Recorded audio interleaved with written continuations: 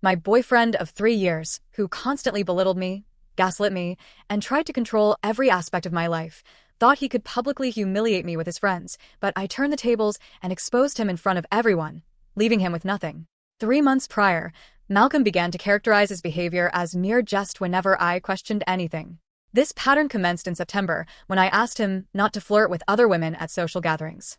He simply chuckled, then informed his friends that I was overly fixated on him. Dean, Randall, and Curtis found this utterly amusing, often making remarks about clingy girlfriends whenever I was present. Malcolm proceeded to push boundaries. He would openly dance with other women at bars, deliberately winking at me from across the room. He even started distributing his contact information to random women directly in front of me. When I later confronted him, he dismissed my concerns, asserting I was being entirely dramatic about typical social interactions. "It's just dancing," he would claim, shaking his head as if I were completely irrational. His companions consistently supported his viewpoint without fail. Last weekend, at Curtis's birthday celebration, Malcolm's ex, Sabrina, arrived in a form-fitting red dress. She had been contacting Malcolm for several weeks, yet he maintained their exchanges were merely friendly. I observed her touching his arm as they conversed, her fingers tracing his bicep. Malcolm repeatedly cast sly, smirking glances my way. His friends, Dean and Randall, strategically positioned themselves nearby, recording every moment with their phones. The party was bustling with students from our university and neighboring schools. Malcolm had been steadily drinking since our arrival at 8 p.m. For hours, he continuously bought drinks for Sabrina, completely disregarding me. Each time I attempted to join their conversation, he would turn his back or abruptly change the subject. Around 11 p.m., Malcolm seized Sabrina by the waist and drew her close. He kissed her intensely, his hands gripping her hips. The kiss persisted for at least 30 seconds. Instantly, Dean and Randall began to chant, "She deserved it. She deserved it," yelling as they pointed their cameras directly at me. Other attendees turned to watch the spectacle. Some laughed, while others appeared uncomfortable but remained silent. Malcolm finally separated from Sabrina and fixed his gaze straight at me. "Just a prank, honey," he called out, a wide grin spreading across his face. Sabrina let out a small giggle and murmured something in his ear. He nodded, then squeezed her waist once more. I moved through the crowd towards the exit. People parted, staring. My phone began buzzing before I reached my vehicle. Message after message appeared on my screen. Malcolm was dispatching them faster than I could read, 15 texts in total by the time I arrived home. "You're ruining my evening. Return immediately and apologize to Sabrina. Stop being so dramatic about everything. Everyone at this gathering now believes you're completely unhinged. This is precisely why men avoid serious partners. Learn to accept a harmless joke for once in your existence." I drove home and fully powered down my phone. When I checked it Sunday morning, Malcolm had uploaded 6 Instagram stories between midnight and 3 a.m., videos of him grinding against various women at the party, close-up shots of women dancing on him. Each caption varied, reading, "This is what occurs when you attempt to control me, and freedom feels so wonderful right now." The final story depicted Malcolm doing shots with 3 different women. The caption read, "Single life hits differently." He had tagged Dean, Randall, and Curtis in every single post. Malcolm appeared at my apartment building at 3 a.m. Sunday morning. He pounded on the front door for 5 continuous minutes, yelling my name loudly enough to disturb neighboring residences. When I finally opened it, he reeked of alcohol, cigarettes, and several different perfumes. His button-down shirt was creased and marked with something dark, his hair disheveled. "You're a crazy girlfriend," he declared, swaying in my doorway. "Every man eventually betrays his partner. At least I did it to your face instead of sneaking around behind your back like a coward." I instructed him to leave immediately. He laughed and leaned against the doorframe. "You'll forgive me by Tuesday, just as you always do," he stated. "Recall when I made out with your sister's friend at Christmas? You got over that quite quickly, didn't you?" Then he stumbled back to his car and drove away. Monday afternoon, Dean sent me a private message on Instagram. "You're much too rigid about everything. Malcolm was teaching you a crucial lesson about trust and boundaries. You should be thankful he cares enough to assist your personal development." I reread the message twice, then closed the application.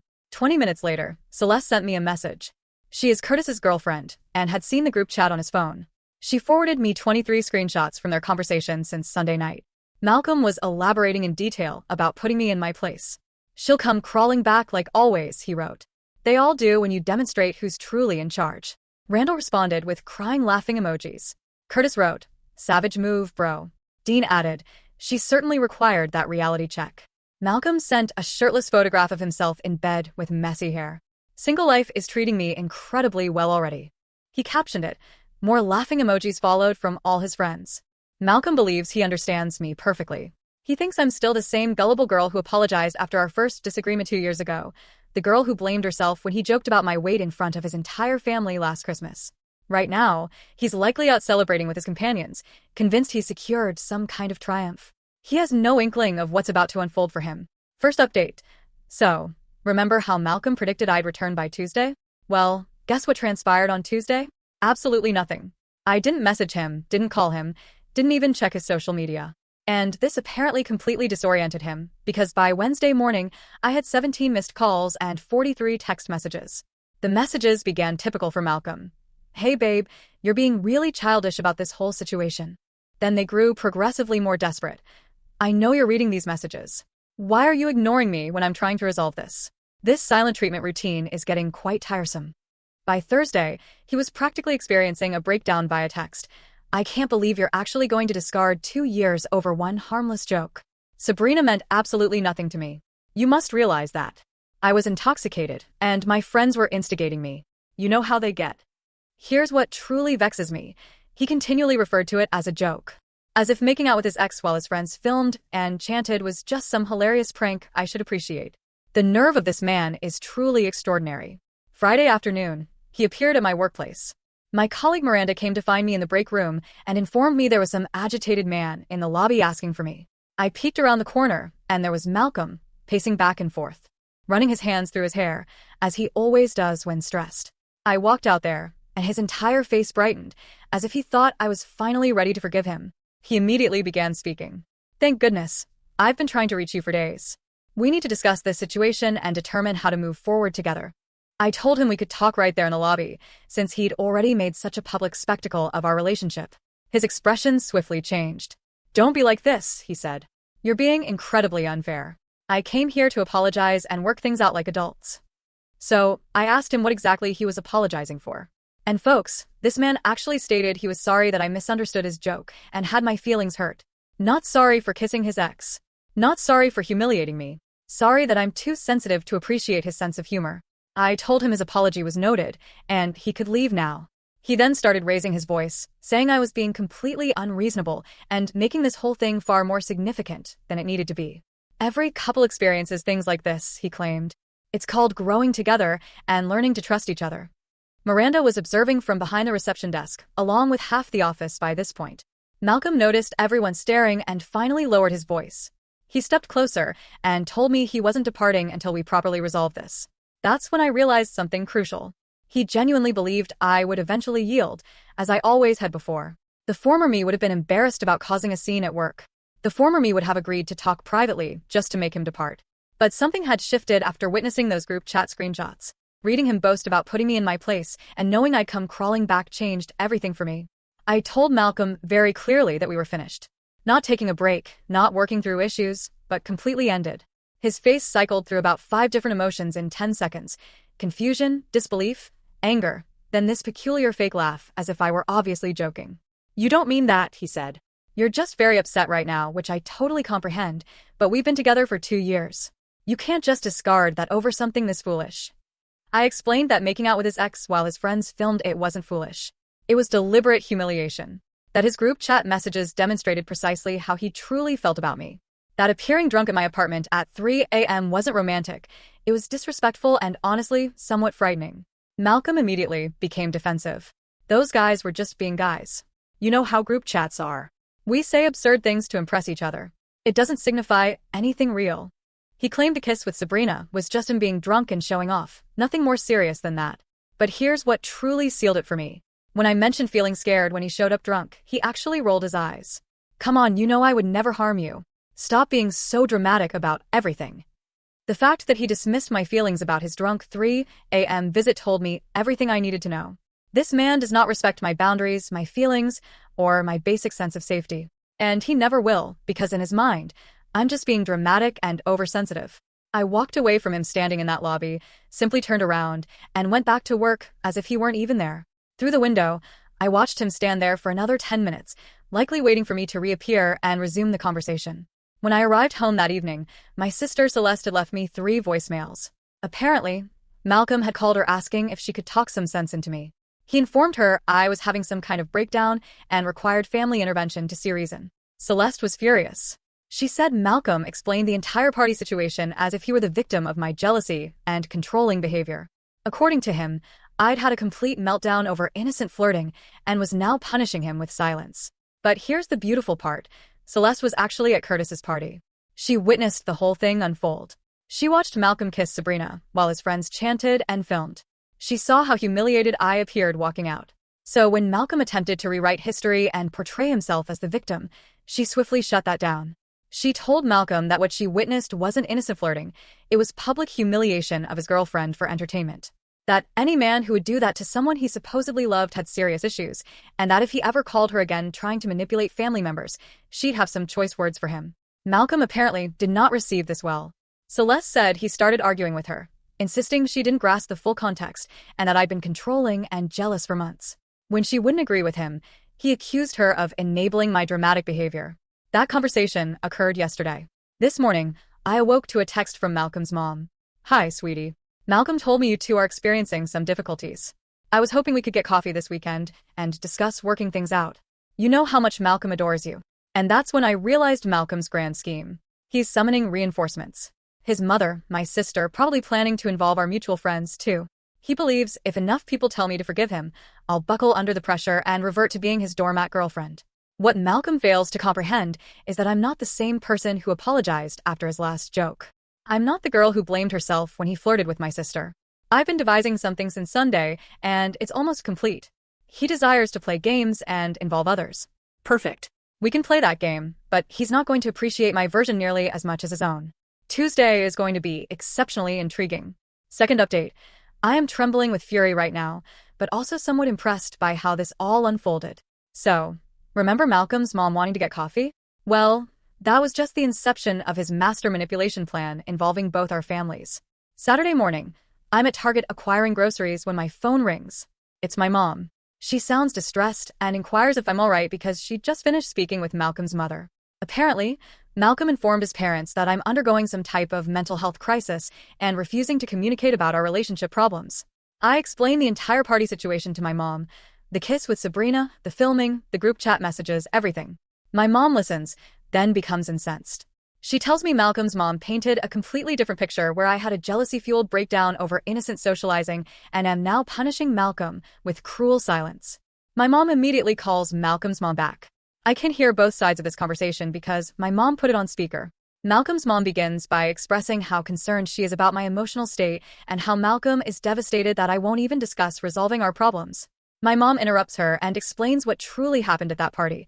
The public humiliation, the deliberate kissing, the friends chanting and filming my reaction. Malcolm's mom falls silent for a prolonged moment, then says, "That's not the story Malcolm told them at all." According to Malcolm's version, I became irrationally jealous when his ex appeared at the party.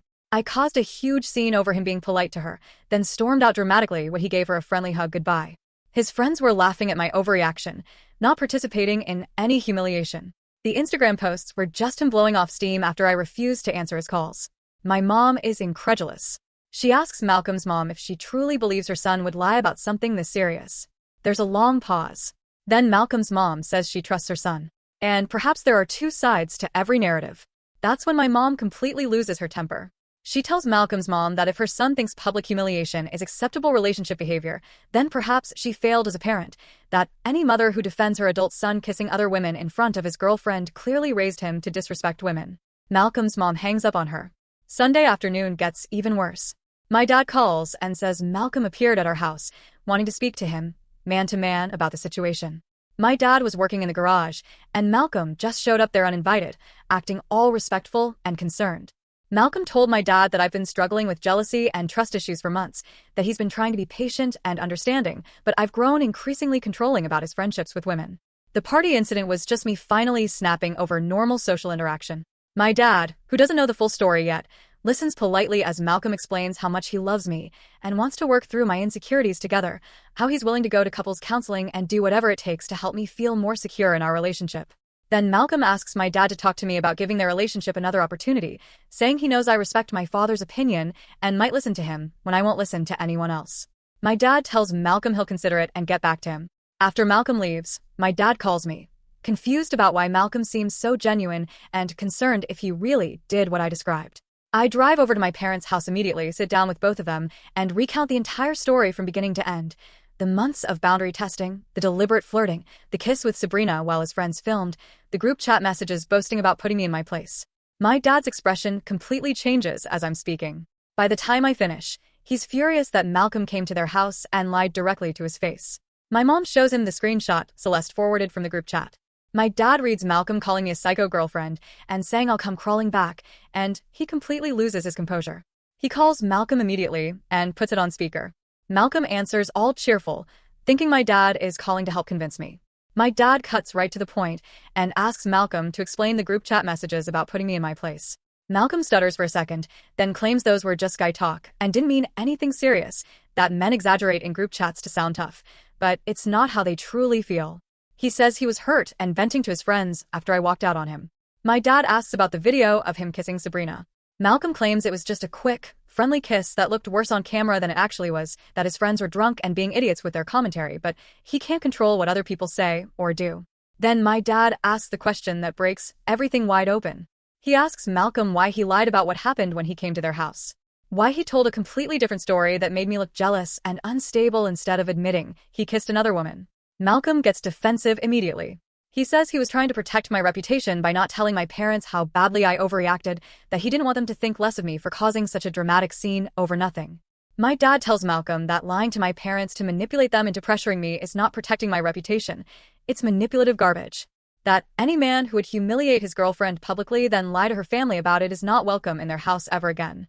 Malcolm starts arguing that my dad doesn't understand the full context and that I've been telling a one-sided story, that if my dad really knew how controlling and jealous I'd become, he'd understand why Malcolm was at his breaking point. That's when my dad completely unleashes on him. Tells Malcolm that even if everything he claimed was true, kissing another woman in front of your girlfriend is never acceptable relationship behavior, that real men break up with women they're unhappy with instead of publicly humiliating them for entertainment. Malcolm tries to interrupt, but my dad cuts him off, says that lying to parents to manipulate their daughter shows exactly what kind of character Malcolm has. That any man who would do that is a coward who can't face the consequences of his own actions. The call ends with my dad telling Malcolm never to contact our family again and hanging up on him. Then I wake up to 31 text messages from Malcolm.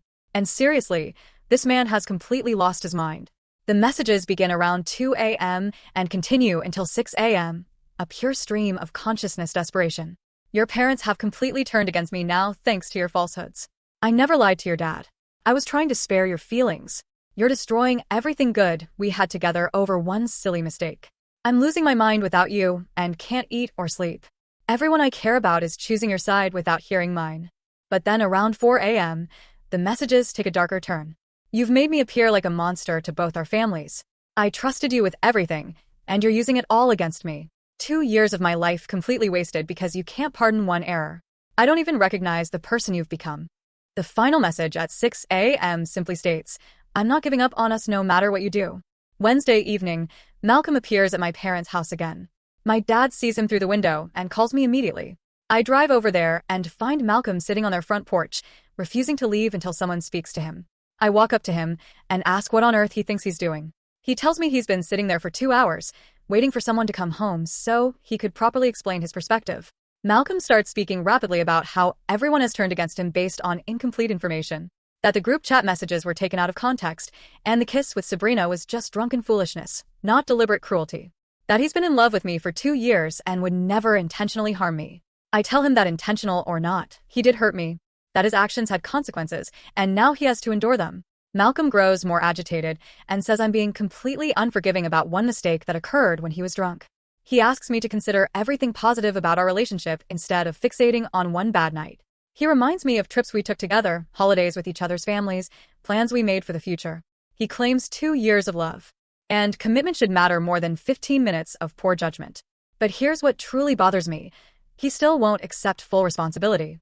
It's always poor judgment, or a mistake, or one bad night. Never. I deliberately kissed my ex to wound you, or I allowed my friends to film your humiliation for entertainment.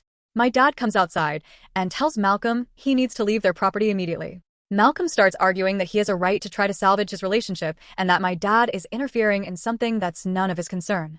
My dad steps closer and tells Malcolm that when he lies to parents to manipulate their daughter, it absolutely becomes their concern. That Malcolm made it their business by involving them in a scheme to pressure me into forgiving him.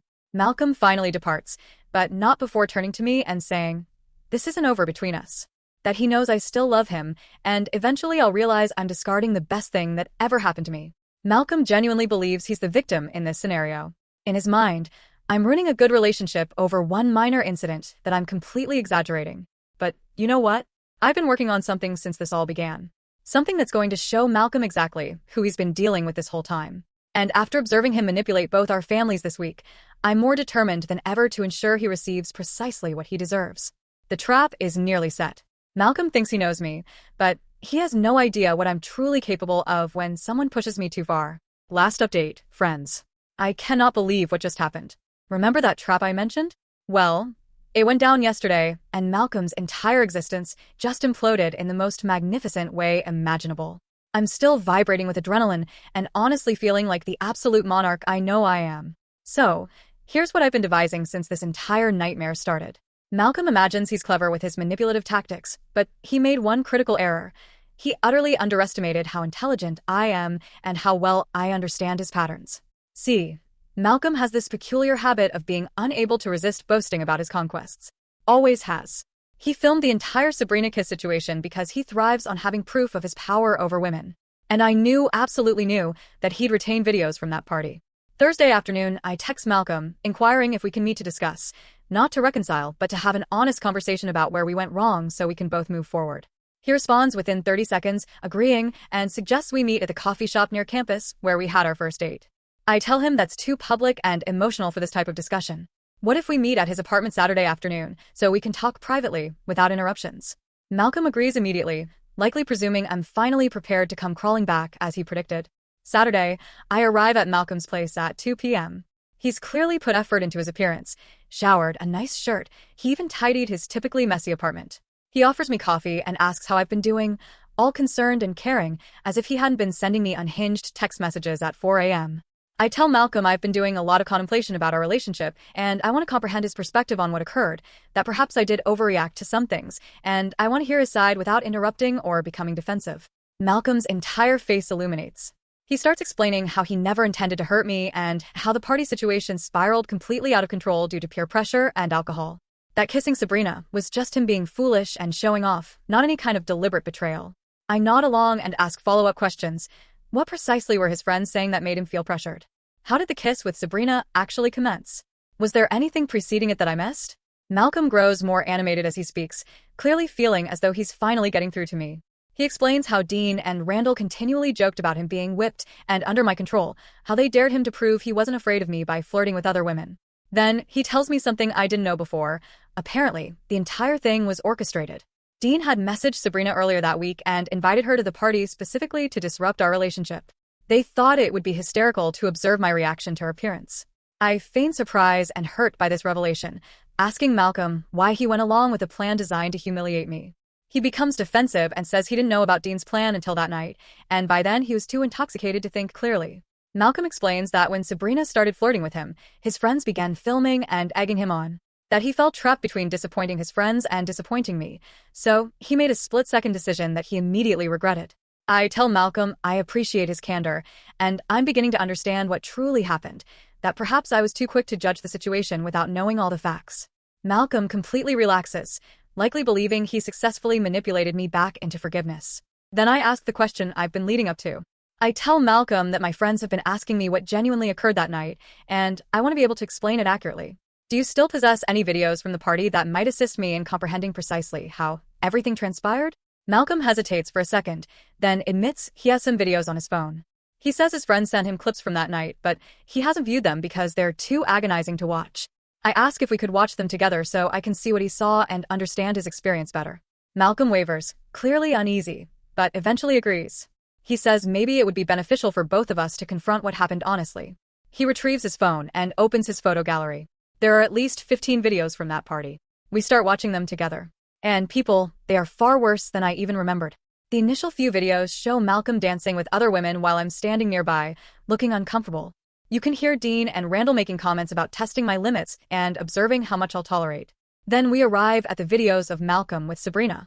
There's one where he's clearly groping her backside while she grinds against him. Another where he's whispering in her ear while staring directly at me across the room. You can hear his friends laughing and saying things like, "She looks furious, and this is so good." The kiss video is the most dreadful part. It depicts Malcolm aggressively grabbing Sabrina and kissing her with obvious passion. The video captures Dean and Randall chanting, "She deserved it," while pointing their cameras at me. You can see me in the background, looking absolutely devastated. But here's the part that truly infuriates me. There's a video after I left. Malcolm and Sabrina are making out again, more intensely this time. He's got her pressed against the wall with his hands up her dress. Randall is filming, and you can hear him saying, "Post this. She needs to see what she's missing." As we're watching these videos, Malcolm keeps attempting to minimize what I'm seeing. It looks worse on camera than it felt in person. I was so drunk, I barely recall this happening. The guys were just being idiotic with their commentary. After we finish watching, I look at Malcolm and tell him those videos illustrate deliberate, calculated cruelty designed to humiliate me for entertainment, that there's no amount of alcohol or peer pressure that justifies that level of disrespect. Malcolm immediately begins to backtrack. He claims the videos don't show the full context, and that I'm misinterpreting what I'm witnessing, that he was drunk and confused and not thinking clearly about how his actions might affect me. I tell Malcolm I appreciate him showing me the videos because now I have a complete understanding of what truly transpired. He looks confused and asks what I mean by that. That's when I retrieve my own phone and show him that I've been recording our entire conversation, every word of his planned humiliation confession, every admission about going along with Dean's scheme, every moment of him minimizing and excusing his behavior while the video evidence plays. Malcolm's face goes completely pale. He starts stammering about how I tricked him and recorded him without consent. I remind him that we're in a one-party consent state, and I have every legal right to record conversations I'm a part of. I tell Malcolm that his confession, combined with his own videos, paint a very clear portrait of who he truly is, that I now possess proof he participated in a deliberate plan to humiliate me, then lied to both our families about what happened. Malcolm begins to panic, asking what I intend to do with the recording. I tell him he's about to find out. Then I initiate a group text with both our parents and hit send on a message I had pre-written. The message explains that I've discovered the party incident was a planned humiliation orchestrated by Malcolm and his friends, that I have video evidence and a recorded confession proving he lied to both families about what truly happened, and that I'm attaching the relevant clips so everyone can see the truth for themselves. I attach the kiss video showing Malcolm passionately making out with Sabrina while his friends chant about me deserving it, the video of him groping her after I left, and key excerpts from our recorded conversation where he admits to going along with Dean's plan. Malcolm starts completely freaking out. He's grabbing for my phone, trying to stop me from sending more messages, begging me to delete everything and discuss this privately, saying his parents will never forgive him if they see those videos. I tell Malcolm he should have considered that before he participated in humiliating me for his friends' entertainment. That actions have consequences, and now he gets to confront them. My phone begins buzzing immediately with responses from both families. My mom texts, "I'm so sorry you endured this, sweetheart. We're coming over right now." My dad simply sends, "That piece of filth is dead to us." But Malcolm's parents' responses are what truly make this perfect. His mom texts, "Malcolm, come home immediately. We need to converse." His dad sends, "I'm disgusted by what I just watched. You're not the son we raised." Malcolm is having a complete breakdown at this point. He's begging me to call our parents and tell them the videos are fake or taken out of context, offering to do anything I want if I'll just help him rectify the situation. I tell Malcolm there's nothing to fix because this is precisely what he merits, that he made his choice when he decided to publicly humiliate me for entertainment, and now he gets to live with the repercussions. Malcolm starts getting angry, then saying I'm destroying his life over one mistake, and that I'll regret this when I realize what I've discarded, that he's going to tell everyone I'm a manipulative psycho who records private conversations to use against people. I laugh and tell Malcolm that everyone already knows exactly who we both are now, that he can attempt to spin this however he desires, but the videos speak for themselves. As I'm departing his apartment, Malcolm follows me to the door, still begging and making threats. I turn around and tell him this is the last time we'll ever speak. That if he contacts me, my family, or anyone in my life again, I'll be filing harassment charges. The drive home was incredible, folks. I felt so utterly powerful and in control, like I'd finally received justice for all the times Malcolm humiliated me, and I just endured it. When I arrived home, my parents were awaiting me. They both hugged me and apologized for not fully comprehending how severe the situation was. My dad said he's proud of me for asserting myself and exposing Malcolm's falsehoods. My mom said she called Malcolm's mom after seeing the videos. Apparently, Malcolm's parents are mortified by his behavior and planning to have a serious discussion with him about respecting women. But the best part came later that evening. Celeste texted me screenshots from the group chat with Curtis, Dean, and Randall. Apparently, word spread about the videos, and now everyone who is at that party knows precisely what kind of person Malcolm truly is. Malcolm has been silent on social media since yesterday. No posts, no stories, no responses to comments. And you know what the most beautiful aspect is? I didn't have to engage in anything illegal or unethical to exact my retribution. I simply utilized Malcolm's own behavior and words against him. He demolished himself by being precisely who he's always been, a manipulative jerk who believes he's more astute than everyone else. To all the commentators who advise me to forgive him and work things out, forget that. Some individuals do not deserve forgiveness. Some individuals deserve to face the full consequences of their actions. Malcolm is one of those people. I'm done being the understanding girlfriend who grants second chances to men who do not respect me. I'm done allowing people to treat me poorly because it's easier than defending myself. Malcolm thought he could humiliate me publicly and then manipulate our families into pressuring me to forgive him. He thought I was weak and desperate enough to return to him as I always had before. Malcolm desired to put me in my place. Well, congratulations, because my place is clearly several levels above his manipulative one.